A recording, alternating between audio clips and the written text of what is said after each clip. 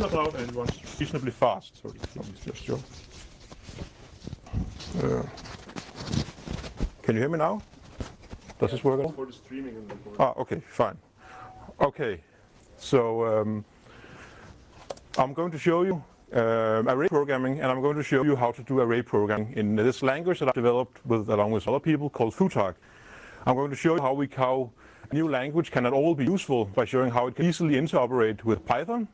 And I'm going to talk a little bit about how the performance of this language is compared to handwritten GPU code. Okay, first thing, there's two kinds of parallelism. The one that most people think about when they think parallelism is task parallelism, where you spawn a thread, and the thread can go and do whatever on some data. And you can spawn another thread, we can go and do something entirely else on some, maybe the same data, maybe something else. But the two threads are completely independent of each other. Data parallelism is where you take the same function or do the same operation on multiple elements of some dataset. So the simplest examples is what we in functional programming call the map, which takes two arguments, a function and an array, and just gives you back a new array where that function has been applied to each element of the array. So I'm going to use, in Futhark we use this notation for function applications without parentheses. So this says apply the function map to f and this array. All right? Nothing magical going on here. Array programming is an instance of data parallelism.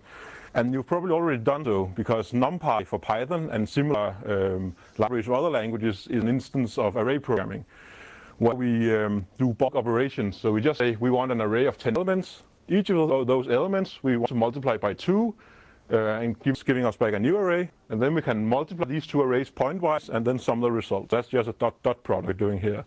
So this idea of doing bulk operations on arrays, which can be very large, is a very good way of doing parallelism in a way that's easy for humans to think about and very efficient on massively parallel hardware like GPUs.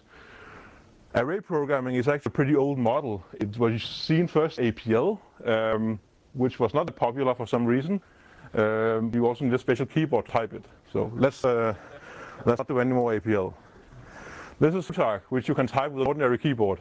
It's a very small language. It's kind of it looks a little bit like standard ML or Haskell or some other generic functional language if you've seen those before.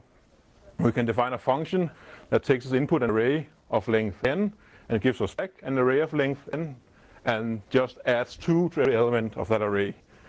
Or we can define a function that sums an array using reduce, which is a functional language lingo for use this function to turn this array of values into just one value. Conceptually, it just puts this function, this operator between each of the elements in the array. So that sums an array. And this function can be any binary function. It has to be associative to be parallel, but let's not worry about that. That's a little esoteric. The nice thing about Futhark is that it's very freeform. So when you find a function that has some parallelism inside, you can still use it inside of another parallel context. So you can do map, where we use a sum function that we define up here. So now you have 2 layers of parallelism. You have a map on the outside and a reduce on the inside. That's called nested parallelism, and it's comparatively rare because it's tricky to compile. And one thing that the Futhark compiler will do is turn this nested parallelism, which is nice for humans and nice and composable, in flat parallelism, which is the only kind that hardware can handle. So you have just one level of parallelism. That's tricky, and it won't fit an explanation of how to do that. Unfortunately, it won't fit in a 20-minute talk. So I won't talk that much about that. Futhark also has sequential loops. It's a pure language, so there's no destructive updates, but you can kind of fake them by saying, okay, start with a value x that's equal to 1, then run this number of iterations, and for each iteration, compute a new value of x with this expression. So multiply x with I plus 1, and then run the loop again until I hits n, and then x is returned. So it's also just a syntactic sugar for a tail recursive function if you're used to functional programming. Arrays can be constructed with some built-in constructs, iota, which gives us back, and it's just like range in Python, so it gives us back a range of consecutive integers, or replicate, which copies some value. And the arguments to replicate can also be arrays, but I won't be using that. So, on to an example. This is a Mandelbrot set, or this is a visualization of part of Mandelbrot set.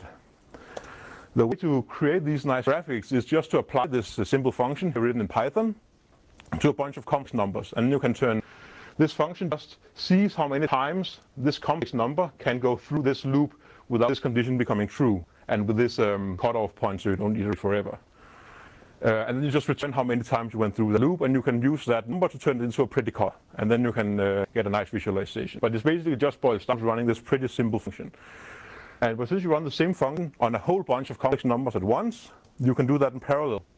In NumPy, it would look like this, where we have an array of complex numbers, and then we do some weird operations for each of these complex numbers. We compare them to, this is the stop condition, and then we figure out which ones did not stop yet, and then for those that didn't stop yet, we set the escape count to the loop counter, and it's very complicated. And the original simple control flow we had before in our mathematical definition is kind of gone and obscured. But even worse, not only is it unreadable, it's also slow, and that's what I care the most about. Because for every iteration of this loop, which is usually on the order of maybe 200, 300, could be whatever you want, but it's usually fairly large, we write 3 arrays. So that means we are bound by memory speed. We constantly write these arrays that might be very large memory, which is a problem because memory is very, very slow. And I'll show you just how slow in a moment. In Futhark, it looks like this. We have our sequential function that I showed you before, which I showed you in Python before. It's just written in Futhark. That's the same thing. Then we just map that a 2-dimensional array of complex numbers. And it's 2-dimensional because you really use this normally for visualization of the complex plane. It could be 1-dimensional if you had some other interests. So the interesting thing here is that there's only one array written because we just go over all complex numbers on this simple scalar function, which doesn't use any array, so we can just keep it all in registers. That's a compiler detail, but that's generally something that the program can rely on. Primitive values are kept in registers, and then at the end, a 2-dimensional array is written to memory.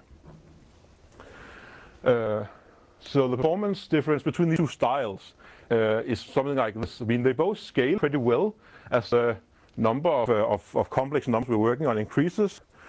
But if you see where they top out, I mean, this is a NumPy style where you write a lot of arrays. It tops out at 12 times faster than sequential code. This is not Python code. This is GPU code written in a NumPy style, but it's not Python code. But in Futhark style, where we don't have all these memory accesses, it becomes 350 times faster than sequential code, sequential C code.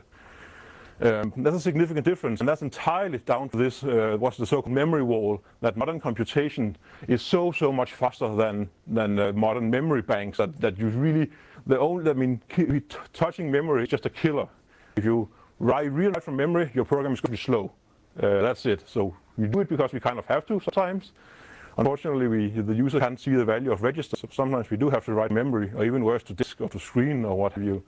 Well, you want to avoid it. It's a very, very bad idea if you want our code to run fast.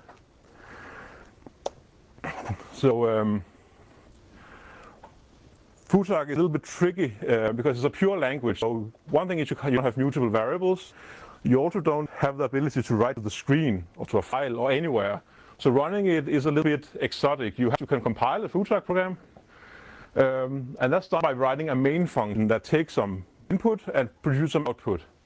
In this case, I just make up some complex numbers. I haven't shown you this function. It doesn't matter. It just makes up an array of complex numbers, runs the function I showed you before, and it sums them all up to produce one integer. So it sums all of the escape values of all these complex numbers. Doesn't compute anything meaningful. Once we run this program, we have to tell Futhark, okay, run this function with these arguments, and then give me the result. And do that by just compiling it using the compiler. And then you pass this input in standard input, and you get back output on standard output, which is a weird thing, but Unix people like this. In this case, I've also asked when compiling a Futhark program, standalone program, it's not for production use, it's for debugging and benchmarking. So it has some useful flags. One of these is -t, which asks it to benchmark itself. So in this case, it says, okay, this is a result. And this is the runtime in microseconds, so 611,000 microseconds.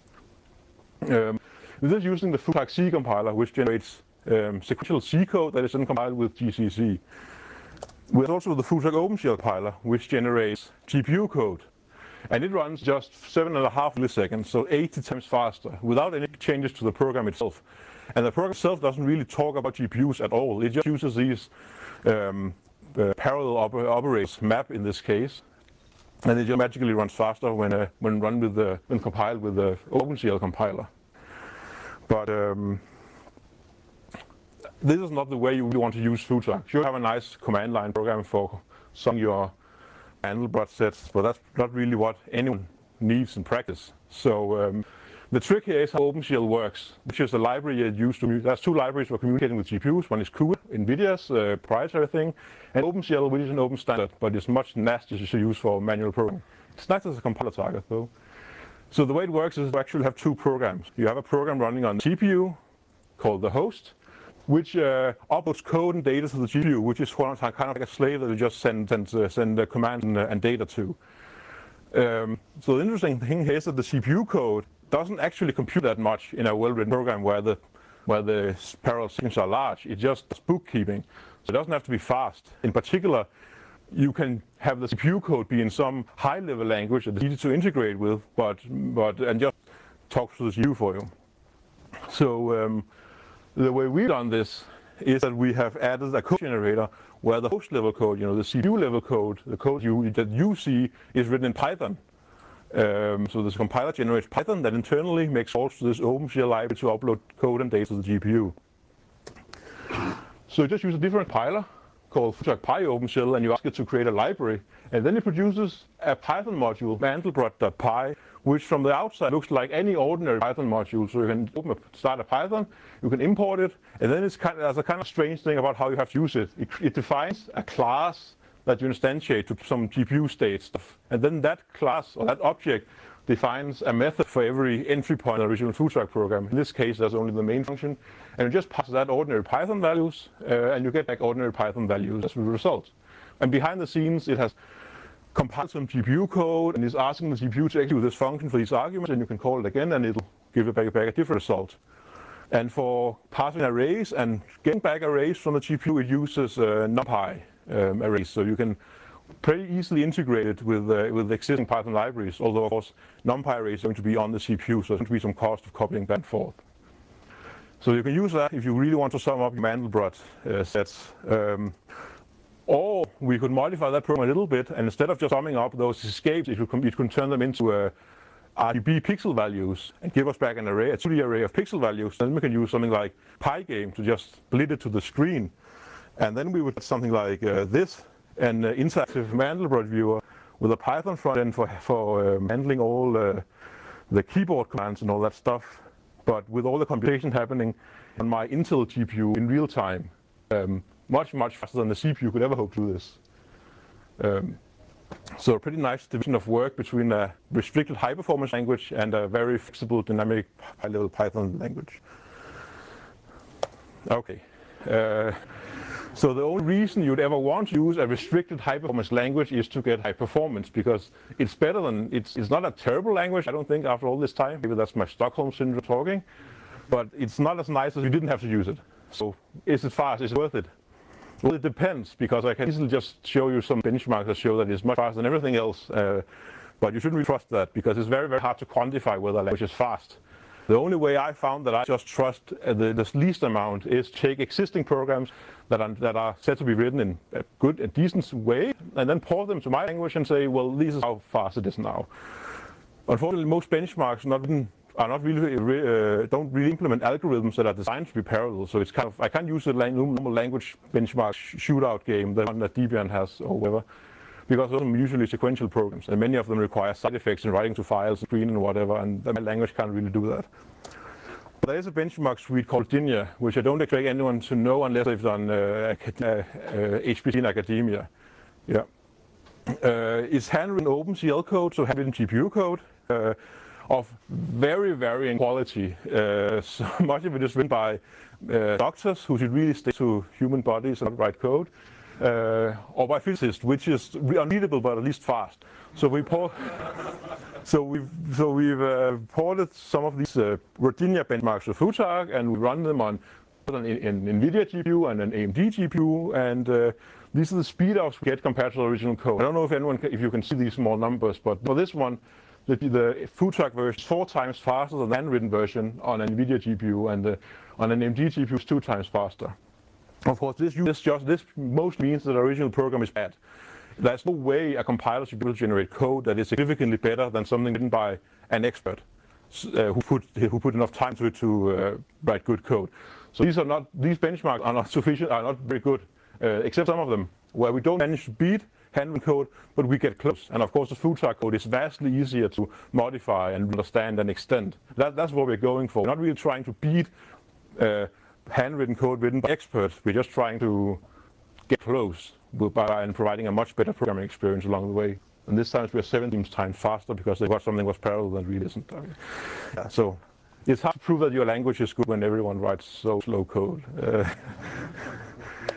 So in summary, it's a small language. It's very simple to learn. It's high level, so it's not actually GPU oriented. We could generate multi-core CPU code as well. It's purely functional, which is weird, but fits this paradigm pretty well. It's data parallel, so there's inbuilt operators that have parallel meaning, and the compiler understands and can optimize them. And we currently have a compiler that generates good GPU code. In the future, it will also be able to generate good CPU code and maybe even cluster code. We haven't gone there yet. We have a good idea how we can integrate that with other languages and applications, not just Python, that's what we have right now, but we could easily create an Erlang or Ruby or C# or whatever from Java, doesn't matter, the host code is very simple. And the performance is okay. We've also tried on more challenging benchmark where we don't beat them quite as much, but do pretty respectably. And of course, the Futhark code is much easier to understand. And it's all available online and open and on an ISC license and all that stuff. All right, so that's it.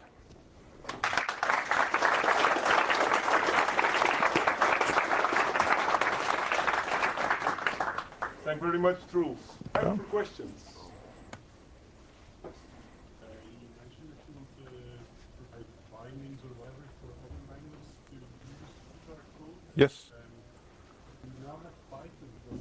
Is there like a low-level C API that you can use as well? Yes. I got a question. We have a Python interface, and I was asked whether we also have a C interface. We do. It's not quite as mature because C doesn't have a well-defined standard for what a multidimensional array should look like, for example. In Python, we could just use NumPy conventions, but it should be very easy, and we do generate C code that works fine as a standalone executable, and it would be easy to make that a library too. Do you have a PyOCL compiler? Yes. Do you have a C that uses the OCL and the C wrapper around? Yeah, that's what the. So I was asked whether we have a compiler that uses the C wrapper instead of the Python wrapper. That's what this one does.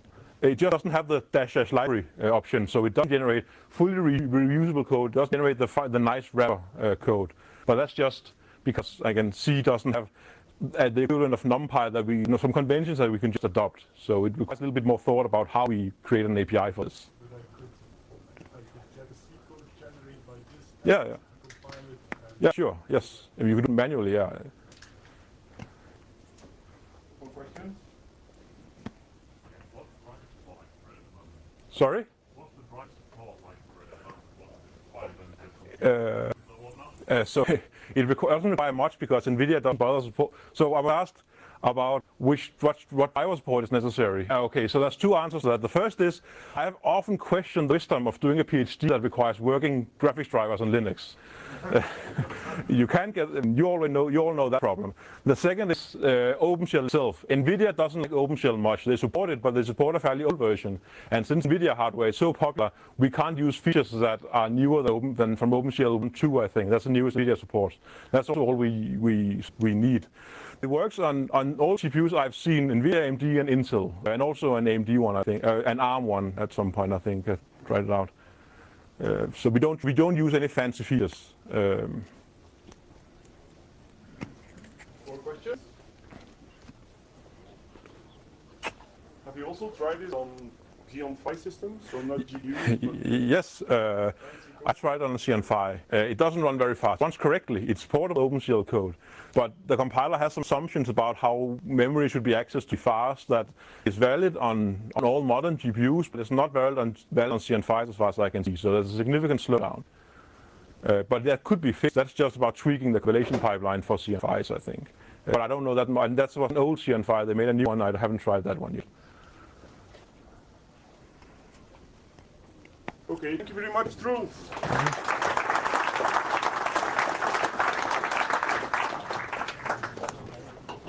So again, next up is the lightning talk session. If you stay here for the first lightning talk, you stay also for the last one. There's no movement in between. 1 hour.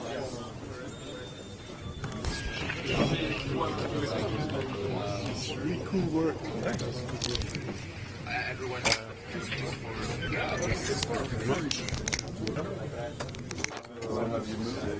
The laptop is reloaded.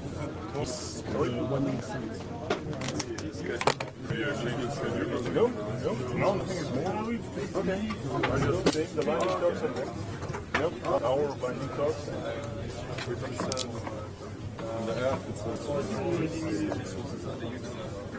Now we have Futhark. And the next one is 2DM is the lightning. Okay. Yes, you're in 2, but we have a single left for all your lightning talks. Yeah, they're 10 minutes. Because, you know, Yes. 10 minutes. yeah, you can use obviously because I can't. It's okay for using this job. Oh, sure, yeah. Sorry. Yeah, okay. So Let me just test it. try and make sure you get all the lightning talk people ready. Presenters. So yeah, so I see all Is here. I see Holden was there. And maybe they run out. Nico, So at least 3. can you so come at up least here? 3. So Nico is here, so that's 4. Yeah, Nico and his friend, I guess. Sandro. And D, I haven't seen D yet.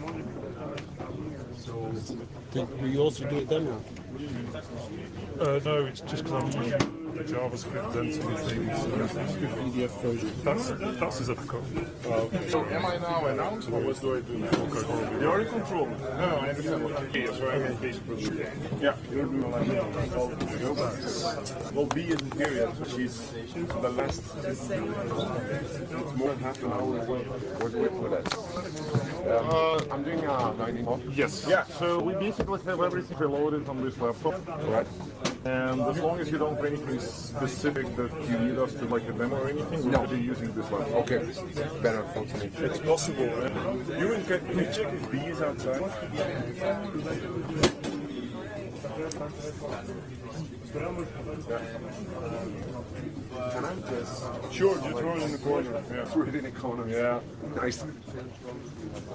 Is B here already? The last speaker for the lightning talk? B? No?